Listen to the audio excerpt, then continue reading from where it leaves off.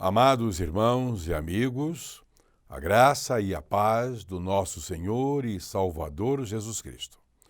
Tomo a liberdade de informar que, por força da legislação brasileira, teremos que mudar o nome do programa, até agora anunciado como Aviva Brasil, já que o mesmo foi registrado no Instituto Nacional de Propriedade Industrial, INPI, por outra organização religiosa.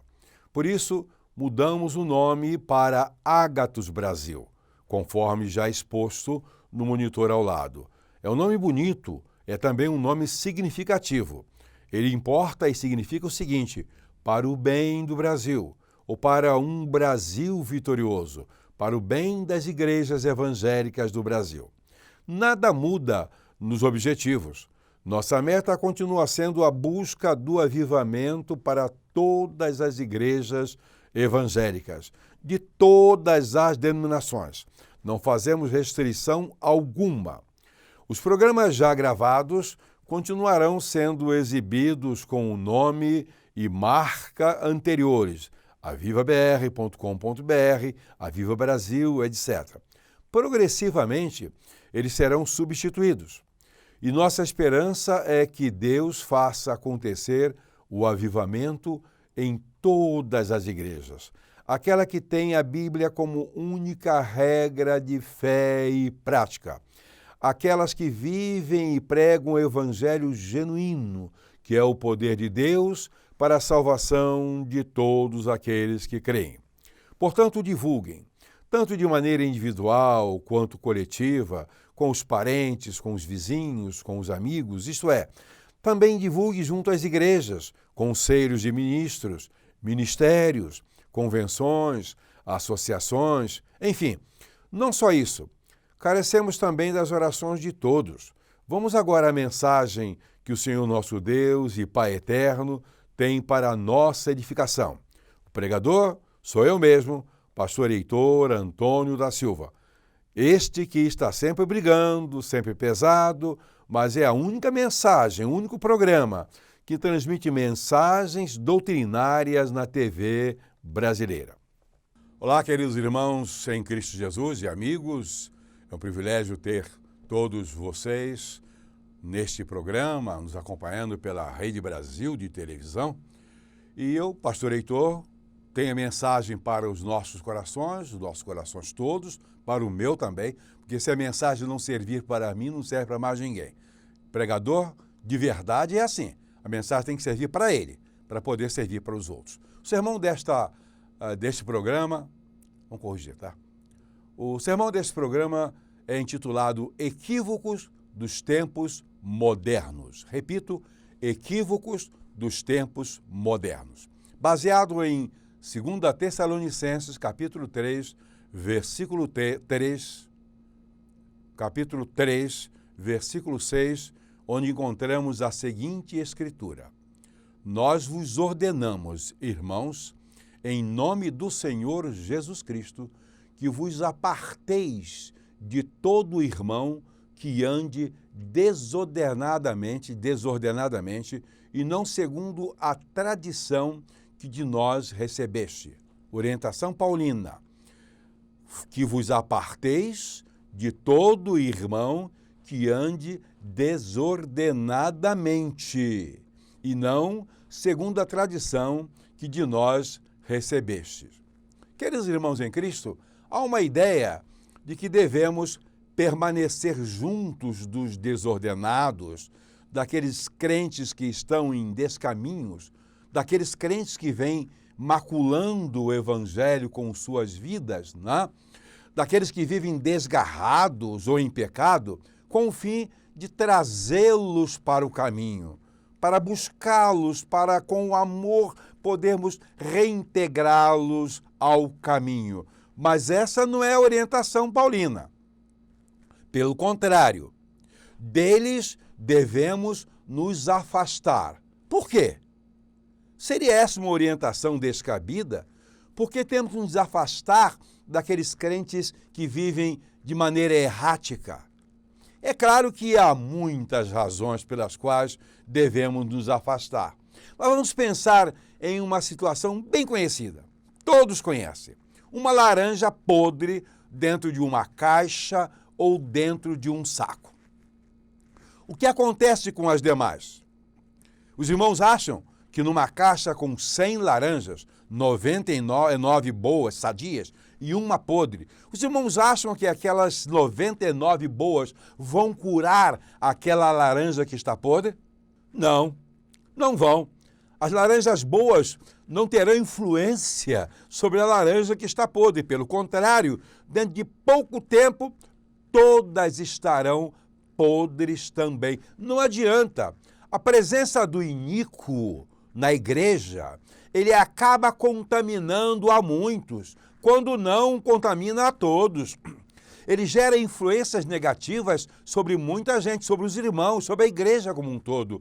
Ele leva a igreja paulatinamente a um processo de apodrecimento, de contaminação, mas sem dúvida alguma. Assim, nós temos que redarguir com firmeza para que o falho reconheça a sua condição de desgarrado. Este é o primeiro tópico desta mensagem. Temos que redarguir, temos que apertar, temos que ensinar, temos que instar, temos que ser fortes com eles para que eles deixem o caminho errado. Não somente para eles voltarem para o que é certo, para aperfeiçoar e limparem suas vidas, tanto quanto para não levarem a contaminação para os demais. Não fiquemos com peninha do irmão que está em pecado. Vamos orar por ele. Vamos orar pelos sadios para que não caiam. Mas aqueles que já caíram, pé neles, ponha-os para fora. Se eles forem crentes, eles vão voltar. Se não forem, fiquem no mundo. Jesus nunca deixou de lançar no rosto das pessoas as iniquidades que elas praticavam. Jesus nunca deixou de lançar a verdade sobre as pessoas quanto àquilo que elas viviam, sobre o modo como elas viviam. Isso não é falta de amor, não. É valorização do amor de Deus. É valorização do temor a Deus. É respeito profundo para com a igreja do Senhor Jesus Cristo, que é o corpo de Cristo. Nada de passar a mão sobre a cabeça dessas ovelhinhas coitadas. Costumo dizer, mas a igreja tem que funcionar como um hospital. Também acho. As pessoas vão para lá doentes, mas não para ficar doentes lá dentro. Elas são tratadas, são curadas e vão à luta, vão ao trabalho, vão ao crescimento da sociedade. E no nosso caso é a sociedade cristã, que é a igreja. Não temos que passar a mão sobre a cabeça de ninguém. Sou de uma época quando o cristão pisava fora da linha, era excluído e nem por isso as igrejas diminuíam. Pelo contrário, elas cresciam e cresciam exatamente porque o iníquo era afastado. Temos de mostrar o que está errado e o que é preciso ser feito, com contundência, com sinceridade, com firmeza, mas nós temos que mostrar o erro para que as pessoas dele se afastem. O que diz a Bíblia? Interessante que a Bíblia tem um texto muito bom. Se o teu irmão pecar, as traduções costumam dizer, pecar contra ti, mas é sem pecar, em geral, vai arguí-lo entre ti e ele só. Pecou? Você sabe de alguém que pecou, que está errado? Você não pode sair falando, fofocando, difamando. Não, isso está errado. Isso é pecado da sua parte. Você viu e soube de alguém que está pecando? Vai você, converse com ele. Se ele reconhecer o pecado, que bom, ganhaste a teu irmão. Certo? Isso é que a palavra de Deus diz. Você ganhou o irmão. Mas se ele não reconhecer, leva mais um, mais dois, para que ele não possa ter desculpa. Ele vai ouvir, vai saber o que é certo, saber o que é errado e vai tomar uma decisão. Se ele não mudar, leva para a igreja com esses testemunhos e aí afaste-o, considere como um gentio, como um publicano, como um pecador desvairado, porque o é. É assim que a igreja tem que agir. Mas isso é feio para o mundo. Não é não. Isso vai escandalizar, não. Sabe o que a Bíblia diz? É mistério que vem os escândalos. Ai daqueles pelos quais os escândalos vêm. O escândalo que acontece na igreja por causa de crentes errados não afetam a igreja. Pelo contrário, a fortalece, porque o mundo vê essas pessoas sendo expulsas, sendo afastadas daquela comunidade. Isso é assim na igreja, isso é assim em clubes, isso é assim em todas as instituições que pretendem ser sérias. Tem que afastar aquele que trabalha contra o espírito de corpo da mesma. Isso é dito lá em Mateus 18, versículos 15 a 17.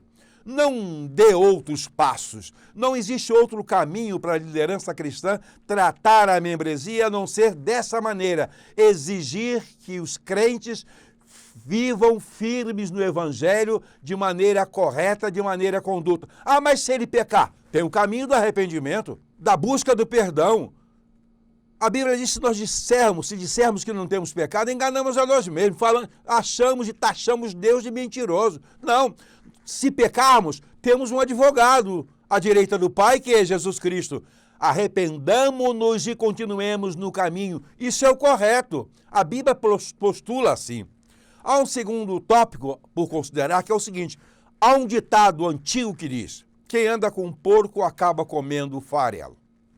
Bem, os mais experientes, mais idosos, que têm uma descapilosidade semelhante à minha, ou seja, já bem carecas, bem cansados, lembramos perfeitamente desse ditado.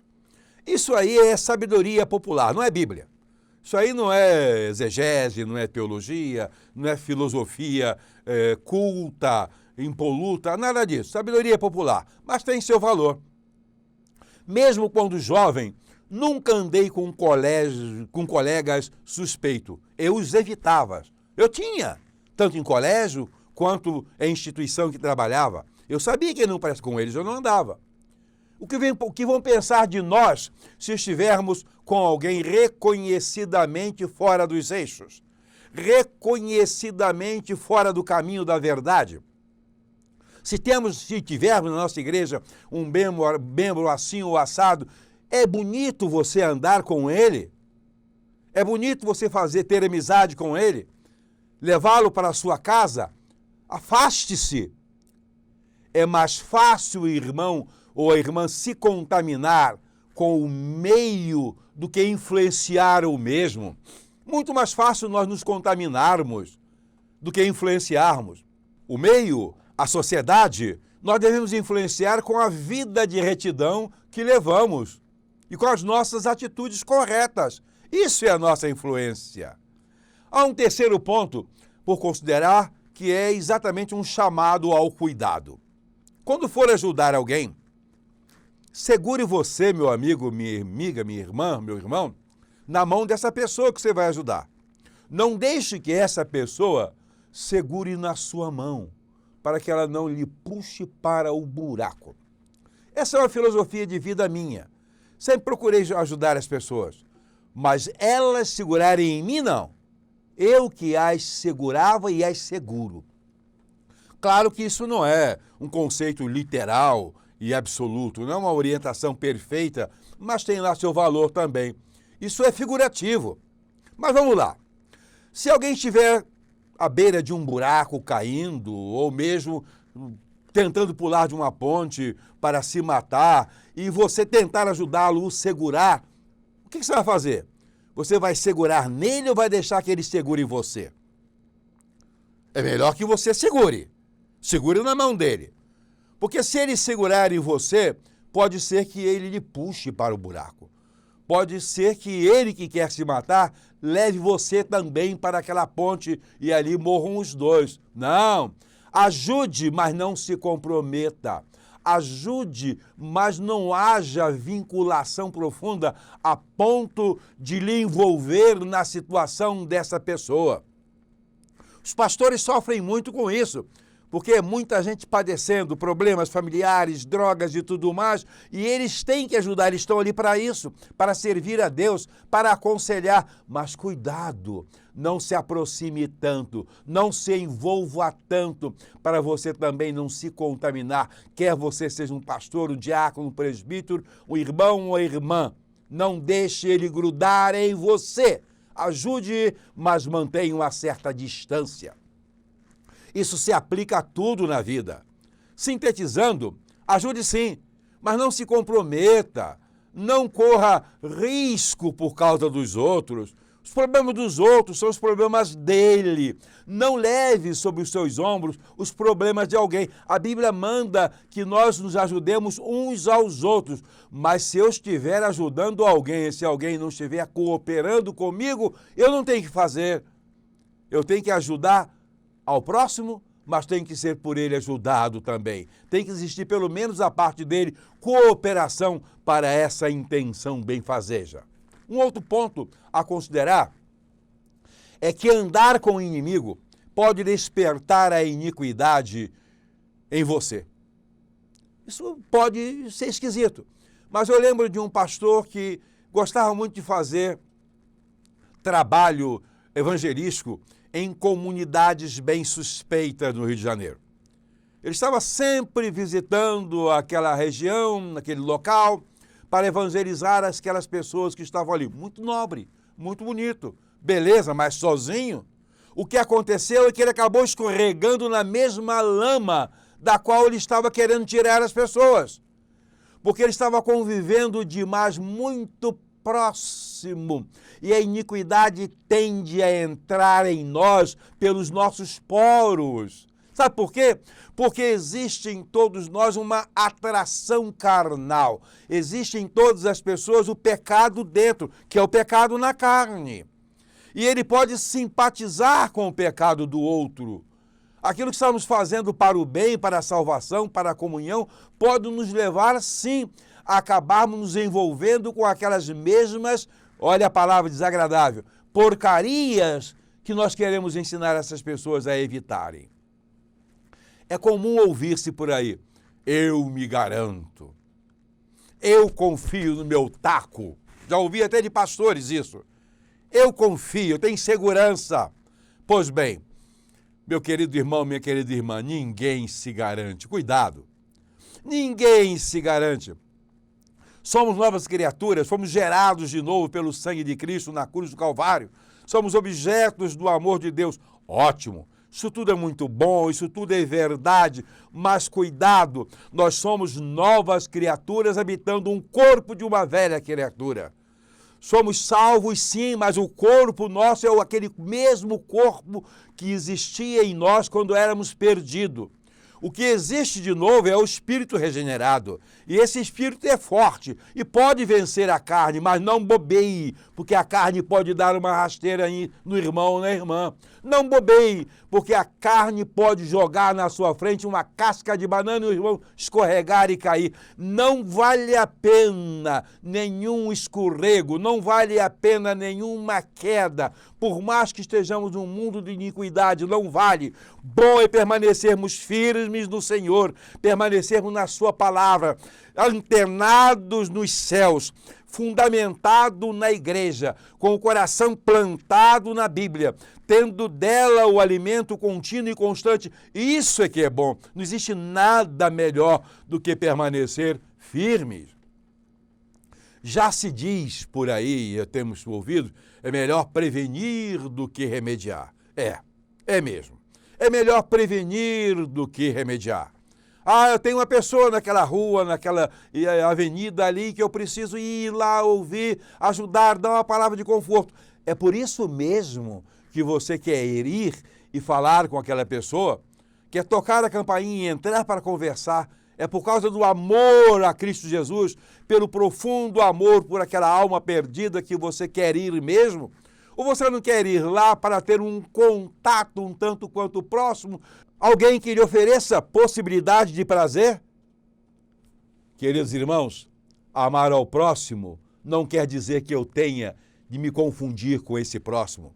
Amar as almas perdidas não quer dizer que eu tenho que trilhar os seus caminhos atrás dela de qualquer maneira, não. Eu tenho que demonstrar o amor, eu tenho que pregar, eu tenho que convidar, eu tenho que buscar, mas eu não tenho que ir para uma churrascada na casa desse perdido. E lá eles bebendo me levem a beber também. E lá eles falando impropriedades me levem a achar graça das impropriedades que eles estão falando. ou até contar piadas que eu tenho reservadas aqui, incompatíveis com a minha condição de crente, mas afinal eu estou no meio de amigos e quero ganhá-los para Cristo. Não. Ficar muito próximo do iníquo pode gerar empatia, que rapidamente essa empatia pode se transformar em simpatia, até pelo problema do próximo, e não pelo próximo apenas que está vivendo um problema. Pode existir uma comunhão de sentimentos com as coisas erradas. Portanto, nós temos que ficar muito espertos com essa situação. Temos que ficar bem atentos ao Evangelho e seus valores, porque os nossos amigos, os nossos irmãos, os que estão próximos de nós, podem ser que ali ou aqui tenha alguma contaminação para nos trazer. Não. Busquemos a santidade, vamos trabalhar pelo bem do outro, vamos trabalhar pelo bem do próximo, vamos pregar o Evangelho com amor, com ardor, mas vamos nos fundamentar cada vez mais e mais e vamos nos afastar de todas as possibilidades e probabilidades de comunhão com o pecado e com o pecador. A Bíblia é a palavra de Deus que nos ensina, nos edifica, nos fortalece, nos capacita para viver o Evangelho em verdade, para que possamos moldar o mundo com a palavra da salvação. O nosso objetivo aqui é pregar sobre avivamento, é buscar o avivamento nas igrejas. Mas avivamento das igrejas significa isso, os crentes vivendo cada vez mais próximos da verdade, mais parecidos com Cristo, mais santos possíveis. Nada de ter qualquer cacuete pecaminoso. Tem que se afastar, tem que lutar, tem que buscar, tem que se esforçar para que a santidade seja transparente. A Bíblia é clara, fomos chamados, fomos levantados para ser o sal da terra e a luz do mundo. Ora, podemos encontrar sais de cores diferentes. Sal do Himalaia, por exemplo, pode parecer até fragmentos de ametista. Mas ele é sal. Ele tem que ser sal. Não importa a cor do sal, mas tem que salgar.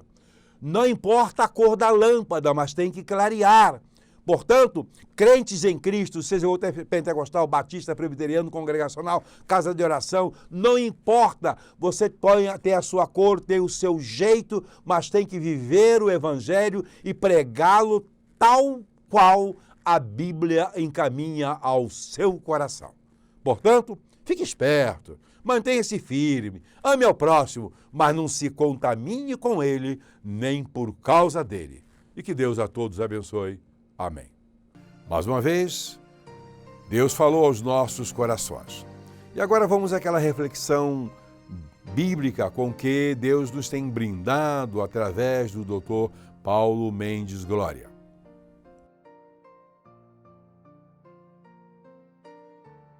E era o homem Moisés muito manso, mais que todos os homens que havia sobre a terra. Então Simão Pedro, que tinha espada, desembainhou-a e feriu o servo do sumo sacerdote, cortando-lhe a orelha direita, e o nome do servo era Malco. Moisés e Pedro, dois personagens bíblicos ungidos de Deus, um de caráter sóbrio e manso, talvez até reprimido por sua dificuldade na fala, outro de caráter impetuoso e questionador. Ambos tiveram em comum uma experiência sobrenatural com as águas. Moisés teve o Mar Vermelho se abrindo diante dele. Vede como tua mão é poderosa.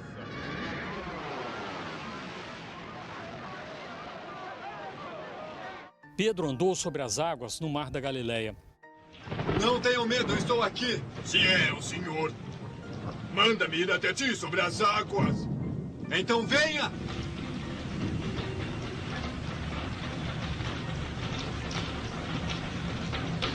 Senhor, salve-me!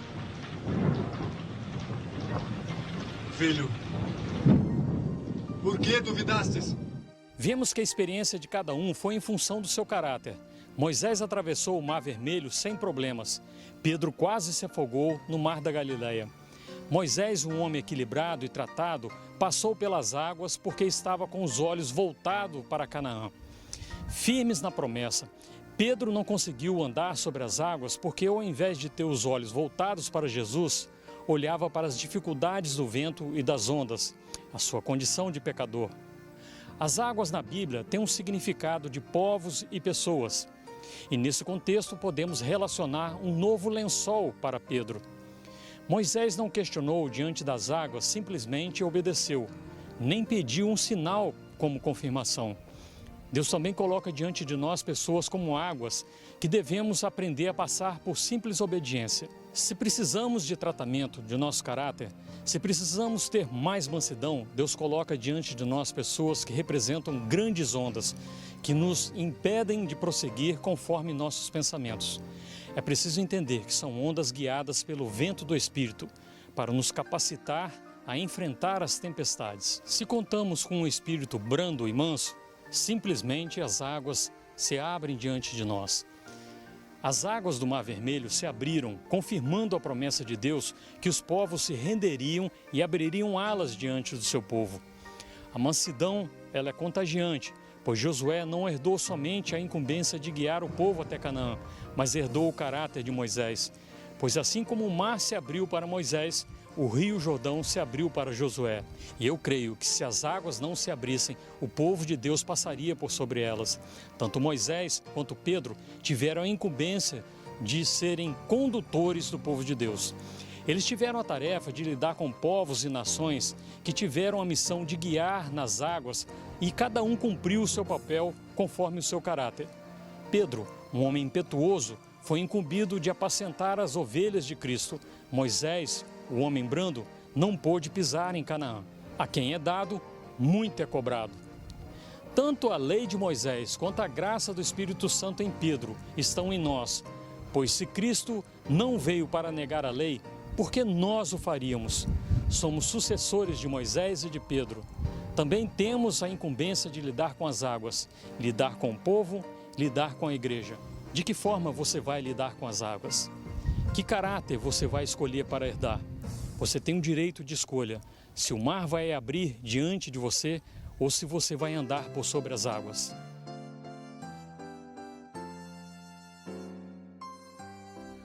Voltamos sugerindo que os queridos irmãos acompanhem o Dr. Paulo Mendes Glória no seu canal, O Tempo da Palavra, que é de suma importância para a edificação e crescimento dos crentes em Cristo nos conteúdos e grandezas da importância da Bíblia. Estamos chegando ao fim de mais um programa. Solicito ainda que os queridos irmãos orem por um outro projeto que estamos acalentando, pelo qual estamos orando a Deus. Projeto este para esta mesma emissora, com uma duração de 1 hora, programa de 1 hora a ser realizado numa das noites de nossa semana útil. Trata-se de algo de suma importância para a nossa sociedade, para mudar o perfil da televisão brasileira, para produzir crescimento intelectual e propicie melhor compreensão das coisas terríveis deste século, com um conteúdo que realmente seja relevante, significativo para todos nós. Continue conosco e sendo um multiplicador.